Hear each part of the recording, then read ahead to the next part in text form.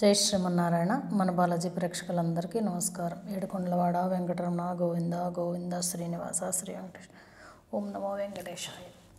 మీ అందరికీ కూడా ధనుర్మాసం అంతా కూడా ఖచ్చితంగా ధనాకర్షణతో పాటు స్వామి అనుగ్రహం, అమ్మ అనుగ్రహం కలగాలి అంటే నెలకి నెల్లాళ్ళు కూడా మనం ఎప్పుడూ ఒక పరిహారం చేసుకుంటాం. ఆ పరిహారం చేసుకోండి. ఆ పరిహారం వల్ల చాలా చక్కటి అదృష్టాన్ని, ఐదోతనాన్ని, వీటిలన్నిటిని మనం పొందొచ్చు.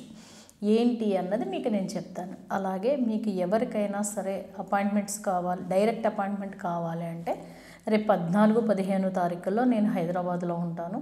కాబట్టి ఎవరికైనా కావాలి అని అనుకుంటే కనుక మీరు అపాయింట్మెంట్ తీసుకోండి. అలాగే మనకి త్వరలో కొత్త ఛానల్ రాబోతుంది. ఆ కొత్త ఛానల్ పేరు వచ్చి శ్రీ బాలాజీ లక్కీ న్యూమరాలజీ. దాని ద్వారా మీకు అంకె చేసే అదృష్టం, అంకె తెచ్చే అదృష్టం, అంకెలు చేసే మ్యాజిక్లు, ఇవన్నీ కూడా మీకు అందులో నేను చెప్పుకుంటూ వస్తాను. అలాగే ప్రతి ఒక్కళ్ళ జీవితంలోనూ కూడా చక్కటి అదృష్టం కలగాలి అని అంటే ఏ రకమైనగా మనం న్యూమరాలజీ పరంగా మనం పేరుని కరెక్షన్ చేయించుకోవాలి అన్నది కూడా మీకు నేను అందులో చెప్తాను. సరే, ఇప్పుడు ఏంటి అని అంటే చూడండి, నెలకి నెల్లాళ్ళు కూడా సరిపడా చక్కగా పూజకు సంబంధించి ఐటమ్స్ అన్నీ కూడా చక్కగా వాళ్ళ దగ్గర తెప్పించుకుని చక్కగా, ఎందుకంటే రీజనబుల్గా ఇస్తున్నారు, చాలా మంచి ప్రోడక్ట్ ఇస్తున్నారు కాబట్టి నేను చెప్పక్కర్లే, మీరే నాకు చెప్తున్నారు కాబట్టి తెప్పించుకోండి. సరే, ధనుర్మాసంలో మనం ఒక చిన్న పరిహారం చేయటం వలన అమ్మ అనుగ్రహాన్ని మనం ఎలా పొందుతున్నామో ఆ పరిహారం ఏంటన్నది తెలుసుకుందాం.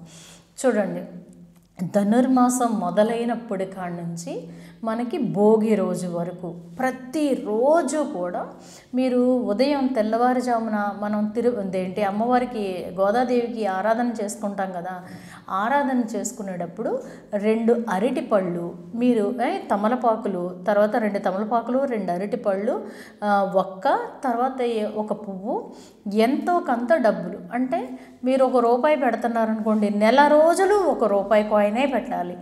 లేదు 5 రూపాయల కాయిన్ పెడతానమ్మా, నాకు పర్వాలేదమ్మా అని అనుకుంటే 5 రూపాయల కాయిన్ నెల రోజులు 5 రూపాయల కాయిన్ పెట్టండి. పెట్టి మీరు ఏం చేస్తారంటే అమ్మవారిని ఆవాహన చేస్తాం కదా, మనం పూజ చేసేటప్పుడు ఆవాహన చేసి మనం పూజ అంతా అయిపోతుంది కదా, అయిపోయిన తర్వాత అమ్మ ఏది మనం కట్టు పొంగలి, తర్వాత ఉన్న ప్రసాదాలు అవి నివేదన చేస్తూ వాటితో పాటు అమ్మ ఈ తాంబూలాన్ని స్వీకరించి తల్లి అనేసి ఆ తల్లికి సమర్పిస్తాం కదా. ఈ సమర్పించింది మీరు ఏం చేస్తారంటే, మీరు చాలామంది ఇప్పుడు మాకు ఏలూరులో అనుకోండి ధనుర్మాసం అంటే ధనుర్మాసం వచ్చేటప్పటికి ఏలూరులోనే కాదు ఎక్కడైనా సరే ఉదయమే చేసేస్తారు. చాలామంది ఏం చేస్తారు, ఉదయమే మన ఇంట్లో చేసేసుకుని గబగబా వెళ్ళి మనం గుళ్ళో కూడా తిరుపతిలో పాల్గొని స్వామి దర్శనం, అమ్మ దర్శనం చేసుకుని తర్వాత అక్కడ ప్రసాదం స్వీకరించి ఇంటికి రావడం అనేది ఉంటుంది. మీరు అలా చేస్తాను అంటే కనుక ఈ తాంబూలం పట్టుకుని వెళ్ళిపోండి. వెళ్ళిపోయిన తర్వాత అక్కడ తిరుపతిలో పాల్గొన్న తర్వాత పూజా కార్యక్రమాలు ఇవన్నీ అయిపోయాక ఈ తాంబూలాన్ని ఎవరో ఒకళ్ళ ముత్తైదువు చేతిలో పెట్టేసి చక్కగా 2 అక్షంతలు వేయించుకుని వచ్చేయండి.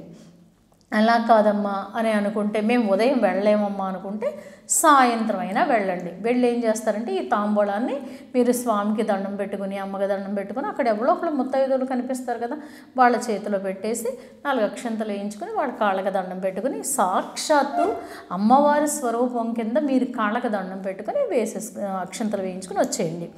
ఆ పెట్టిన రూపాయి ఆవిడకి ఇచ్చేస్తాను అంటే కనుక ఇచ్చేయండి.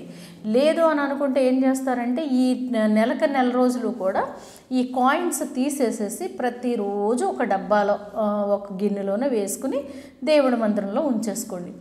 ఉంచేసుకున్న తర్వాత ఈ తాంబూలం ఎవరి కాళ్ళకి ఇచ్చేస్తున్నారు కదా, కానీ ఇచ్చేస్తేనే మంచిది. లేదు మేము ఉంచుతామమ్మా అనుకుంటే ఉంచేసేసి భోగి రోజునాడు ఈ 30 రోజులకి సరిపడా కాయిన్స్ అన్నీ అయిపోయినాయి కదా, అయిన తర్వాత భోగి రోజునాడు మీరు ఏం చేస్తారంటే వెంకటేశ్వర స్వామి హుండీలో శుభ్రంగా పసుపు కలర్ క్లాత్ తెచ్చుకుని, తెల్ల క్లాత్ తెచ్చుకుని పసుపు నీళ్ళల్లో ముంచేసేసి ఈ కాయిన్స్ అన్నీ ఆరబెట్టిన తర్వాత ఈ కాయిన్స్ అన్నీ అందులో వేసి ఒక 5 యాలకులు, తర్వాత కొంచెం పచ్చకర్పూరం, తర్వాత 2 ఖర్జూరం అంటే ఎండు ఖర్జూరం వేసేసి చక్కగా మూట కట్టేసి తీసుకెళ్ళి వెంకటేశ్వర హుండీలో వేసేయండి. ఇలాగైనా చేయండి, మీ ఓపిక ఎలా చేసినా మంచిదే. కానీ ఎవరికైనా ముత్తైదువుకి చేతిలో పెట్టినా మంచిదే. కాబట్టి మీ ఓపికని బట్టి చేసుకోండి. ఇలా చేయటం వలన ఏంటి అని అంటే డబ్బుకి లోటు ఉండదండి. అలాగే మీకు ఐదోతనం ఇచ్చేది ముత్తైదువుకి ఇస్తున్నారు. సాక్షాత్తు గోదాదేవి రూపంలోనో, లక్ష్మీదేవి రూపంలోనో, పార్వతీదేవి రూపంలోనో ఇస్తున్నారు కాబట్టి ఆ తల్లి దీవెనలు మీకు ఉంటాయి.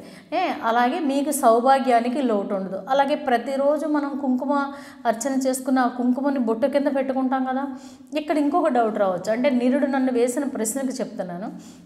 అమ్మ వెంకటేశ్వర స్వామి అష్టోత్తరమే చేసుకోవాలా, తర్వాత కృష్ణుడు అష్టోత్తరమే చేసుకోవాలా అనేసి అడుగుతున్నారు. కానీ గోదాదేవిని ఆరాధించేటప్పుడు రంగనాథుడిని ఆరాధిస్తారండి. అసలు ఒక రకంగా చెప్పాలంటే రంగనాథుడిని ఆరాధించడం అనేది మనకి ఎప్పటి నుంచో వస్తున్న ఆచారం. తర్వాత అమ్మ అలవాటు చేసింది ఇదే. అంతే కదా, ఆ తల్లి ఆ స్వామిలో ఐక్యమైపోద్ది కదా, రంగనాథుడినే కదా అంత ఇష్టపడి ఇది చేసుకున్నది. కాబట్టి రంగనాథుడి అష్టోత్తరం కూడా రంగనాథుడిని చేసుకోవాలి అంటే మీకు అందరికీ నేను చెప్పక్కర్లా. ఆల్మోస్ట్ మీ అందరికీ కూడా ధనుర్మాసానికి వచ్చేటట్టుగానే మనం కాయిన్స్ పంపించాము. ఇక్కడ గోదాదేవి కాయిన్తో పాటు పక్కన రంగనాథుడు ఉంటాడు. కాబట్టి వీళ్ళిద్దరిని పక్కన పెట్టుకుని గోదా రంగనాథులకి అష్టోత్తరం చేసుకోండి. చూడండి, ఈ సంవత్సరం నుంచి నాకు చాలామంది చెప్పారంటే నేను అంటున్నానని కాదు, కానీ నాకు చెప్పిన వాళ్ళందరూ పోనీ ఒక పని చేయండి, కామెంట్ రూపంలో తెలియచేయండి. గోదాదేవి వచ్చిన తర్వాత మీ ఇంట్లో మీ జీవితాలు ఎలా ఉన్నాయి, అలాగే రంగనాథుడు వచ్చిన తర్వాత మాకు చాలా బాగుందమ్మా అని అంటున్నారు కదా. మరి నేను ఇలా చెప్తున్నప్పుడు కొత్త వాళ్ళు నిజమో కాదో అనుకుంటారు. కాబట్టి మీరు కామెంట్స్లో తెలియచేయండి. వాళ్ళకి నిజం, అమ్మ చెప్పింది నిజం, మాకు రంగనాథుడు వచ్చాక ఇంత మేలు చేశాడు అనేసి మీరు గనక కామెంట్స్లో గనక తెలియచేస్తే అప్పుడు వీళ్ళందరూ నమ్ముతారు, నిజమే మేము అందరికీ అమ్మకి ఫోన్ చేసి మెసేజ్లు చేసి చెప్పాము అని. కాబట్టి మీకు నేను చెప్పాను, ధనుర్మాసం వచ్చేటప్పటికి గోదాదేవితో పాటు రంగనాథుడు కూడా మీ ఇంటికి వచ్చేస్తారు అనేసి. కాబట్టి అందరికీ చాలా మటుకు అందరికీ వెళ్ళిపోయారు. వాళ్ళిద్దరిని పెట్టుకుని వాళ్ళిద్దరితో పాటు లక్ష్మీదేవి, వెంకటేశ్వర స్వామి, అదేంటి ఒక రకంగా చెప్పాలంటే నరసింహస్వామి, లక్ష్మీనారాయణ ఎంతమంది ఉన్నారండి మన ఇంట్లో. కాబట్టి ఇంతమంది కొలువై మన ఇంట్లో ఉన్నారు. కాబట్టి మన ఇల్లు భూలోకంలో ఉన్న వైకుంఠంతో సమానం. కాబట్టి ప్రతి ఒక్కళ్ళు కూడా ధనుర్మాసం చేసుకోండి. ఆ తల్లికి తాంబూలం పెట్టుకోండి. రంగనాథుడు అష్టోత్తరం చాలా మంచిదండి, చేసుకోండి. మీరు లేదు నేను ఈ నెల రోజులు వెంకటేశ్వర స్వామిని అష్టోత్తరం మానేసి రంగనాథుడు అష్టోత్తరం చేసుకుంటానంటే ఇంకా మంచిది. అసలు మీకు ఒక రకంగా చెప్పాలంటే రంగనాథుడిని ఆరాధించే వాళ్ళకి, రంగనాథుడిని గోదాదేవిని ఆరాధించే వాళ్ళకి శుక్రుడు అనుగ్రహం కలుగుతుంది. కాబట్టి చూడండి, మీరే చెప్తారు నాకు. కాబట్టి ప్రతి ఒక్కళ్ళు కూడా తాంబూలం ఇలా పెట్టుకుని మీరు ఎవరికైనా ముత్తైదుకి ఇచ్చేసేయండి, సరేనా. తర్వాత ప్రతిరోజు కూడా కట్టు పొంగలు పెట్టాలి, చెప్పాను కదా.